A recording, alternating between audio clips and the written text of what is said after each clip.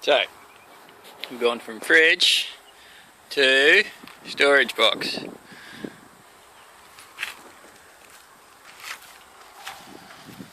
Ta-da! On wheels,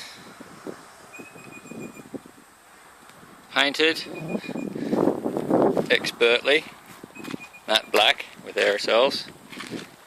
It cost me $10 for the paint and everything else I had, even the screws.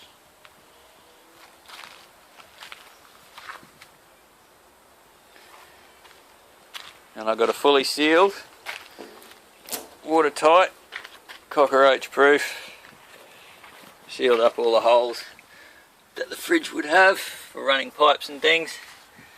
Let's give it a bit of a wipe out. I've even got the dividers to go in here if I want to separate things. Put the handles on this side, handles were here, from here, Telstra rope.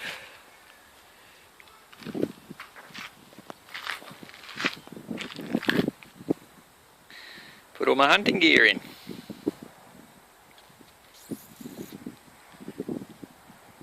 Very good.